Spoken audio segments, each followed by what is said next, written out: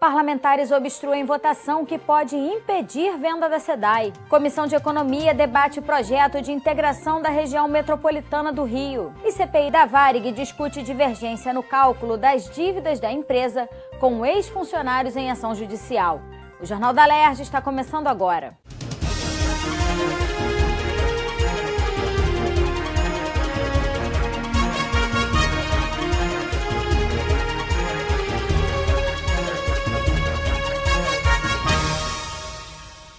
Boa noite. A Comissão de Economia debateu nesta quinta-feira o projeto que pretende integrar a região metropolitana do Rio. Dar mais espaço para a sociedade civil no processo de governança é uma das alterações que devem ser feitas no projeto. A importância de se ter uma região metropolitana mais organizada, com funções e serviços de interesse comum mais bem definidos, foi aprofundada em audiência pública na Alerj. Segundo o deputado Valdec Carneiro, presidente da comissão, o Rio de Janeiro é um dos estados com maior concentração de pessoas na região metropolitana.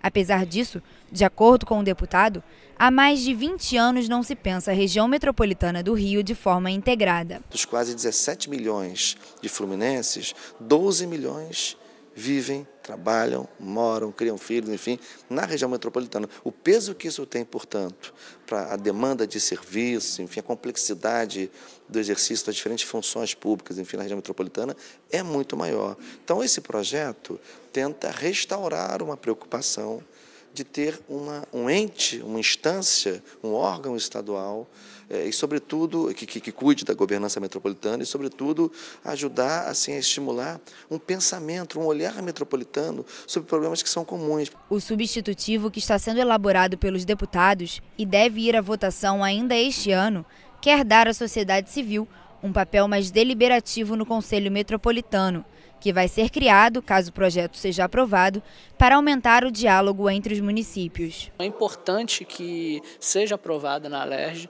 né, esse projeto de lei que está desde 2015 tramitando na casa. Mas, sobretudo, a gente também aponta a necessidade da sociedade civil estar presente no Conselho Deliberativo. E não é algo novo se isso acontecer na região metropolitana do Rio, porque, com o exemplo da região metropolitana de BH, de Belo Horizonte, lá também a sociedade civil compõe o Conselho Deliberativo. Para os representantes dos municípios que participaram da reunião, adotar um olhar mais regional garantiria avanços importantes para a região metropolitana como um todo e ajudaria também a diminuir a desigualdade entre os municípios. Eu sempre dou como exemplo, né, os nossos planos em Niterói. O plano cicloviário, né, ele tem a previsão de implantação de todas as ciclorotas, ciclovias na cidade, e quando chega na divisa é uma seta, né? Tomara que continue. Né? Então isso mostra, né, o quanto a gente precisa integrar mais os municípios. Né?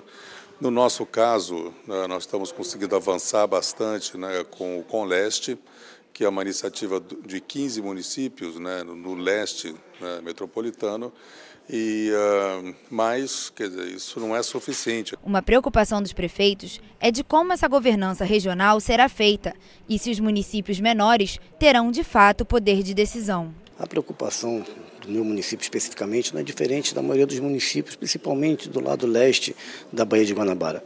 Né? Nós temos um cinturão verde importante, um cinturão ecológico importante, de produção agrícola importante, de produção de água doce importante.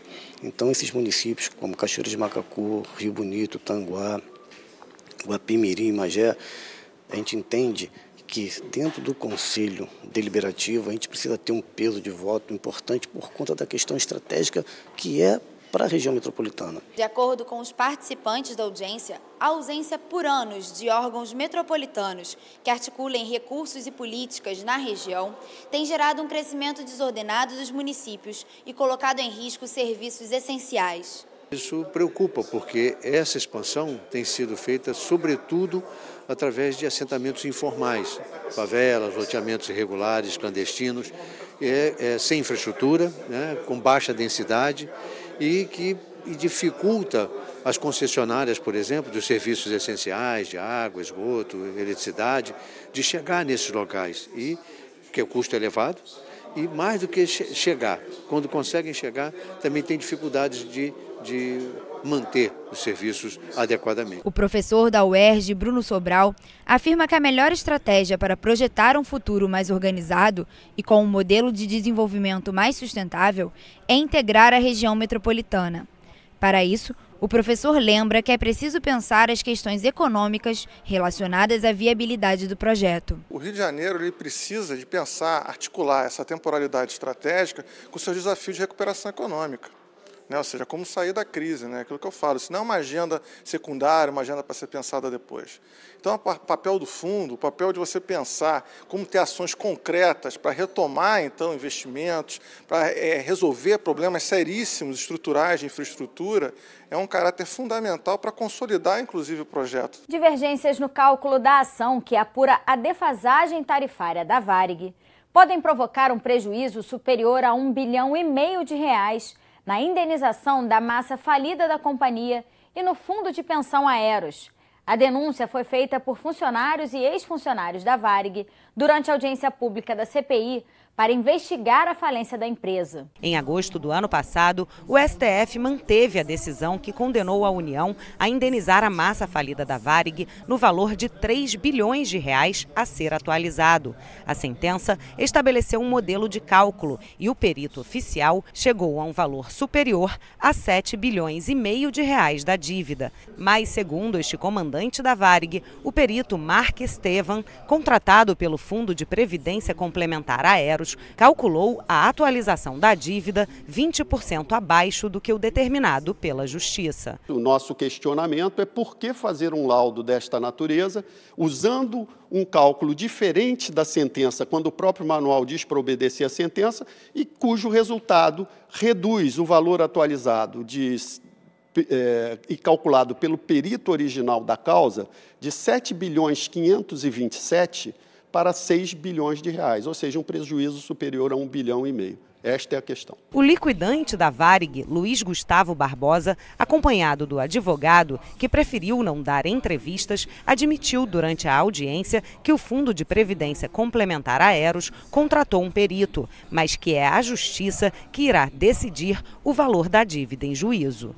O juízo vai nomear tranquilamente um perito para avaliar os números, vai chegar. Quem define isso é o juízo.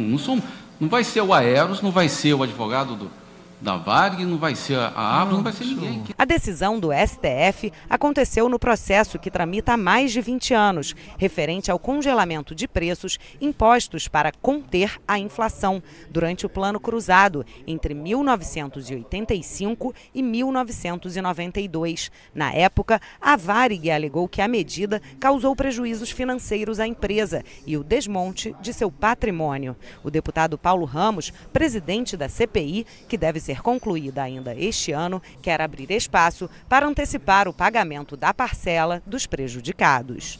É uma situação dramática, está terminando o governo, existe uma condenação, a União já foi condenada definitivamente, recursos suficientes para solucionar todos os problemas. Vamos ver se o futuro governo, que vai assumir no dia 1º de janeiro, tem uma compreensão diferente e age com serenidade, de modo a corrigir as injustiças. O plenário da Alerj voltou a discutir o veto ao projeto de lei que pode impedir a alienação de ações da SEDAI. Nesta quinta-feira, os deputados analisaram mais uma vez o veto parcial ao projeto de lei complementar do governo, que pretende reduzir o valor de multas e de juros de mora para empresas que tenham dívidas de ICMS com o Estado e forem realizar o pagamento em parcela única ou até 60 vezes.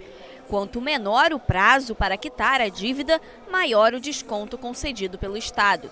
O governo vetou o parágrafo que inclui um imposto de transmissão de bens causa-mortes no benefício da lei. Também foi vetado o artigo incluído no texto através de uma emenda parlamentar que revoga a permissão ao Estado para alienar ações da SEDAI. Como não havia quórum para votação, a sessão caiu. 5 deputados votaram pela derrubada do veto, 2 pela manutenção e 8 parlamentares votaram pela abstenção. Para que o veto fosse derrubado, eram necessários 36 votos favoráveis. A pauta de vetos volta a ser analisada pelos parlamentares na próxima terça-feira. Temos agora um impasse em relação ao veto da SEDAI. Alguns deputados entendendo que se a Assembleia derrubar o veto, o governo federal pode retirar o Estado do Rio de Janeiro do regime de recuperação e isso aí pode virar um caos. Alguns deputados falam em 18 bilhões de reais imediatamente que o governo do Estado teria que pagar ao governo federal. Eu tenho um cálculo em torno de 25 a 28 bi e o deputado Luiz Paulo falou em 64 bi. Mas é fato que se o regime cair, o Estado fica sem pagar a folha de pagamento nos próximos 8, 10 meses. Então, a gente precisa ter tranquilidade, vamos fazer uma reunião de líderes na próxima terça-feira às 13 horas e a gente sempre aqui, que há um impasse, a gente chega num bom senso. O Jornal da Alerj fica por aqui. Você pode acompanhar a programação também em nosso site e pelas redes sociais. TV Alerj, o canal do povo fluminense. Uma boa noite para você e até a próxima semana.